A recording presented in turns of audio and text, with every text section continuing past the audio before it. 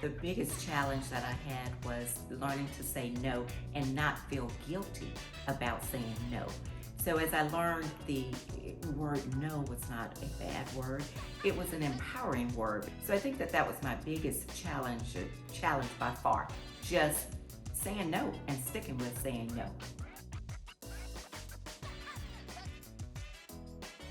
I learned a lot of things about myself.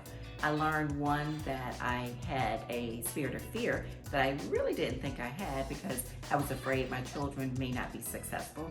I learned that it was going to be okay if I disappointed my children because I never wanted to disappoint them, and part of that comes from being a single parent and being empowered by being a single parent, always making it happen.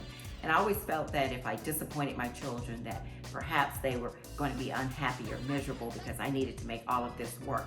But I found that the struggle is real. When I said no, they had to figure it out for themselves, and that became empowering for them. Then I became empowered with, oh, this is good. This is good. I can say no, and they're going to live.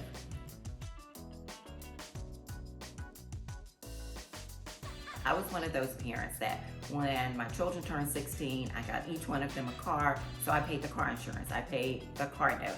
I did it all for them, so there was no reason to explain to them this is what needed to happen. When they went to the doctor, because they could stay on your insurance until they were 26, they just went and they just swiped their little card or showed their card, and we were good, and they called me and told me what the copay would be, or I sent them with the copay.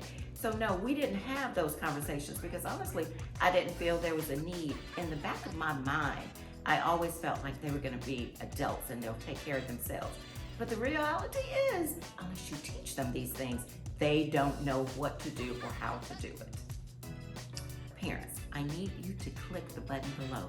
You need to begin this journey early. No worries if you have a toddler. The sooner you wrap your mind around what you need to do, the sooner you can get them off your payroll. And you won't have to look up and say, my kid's 30 and I'm still taking care of them. Click the button below.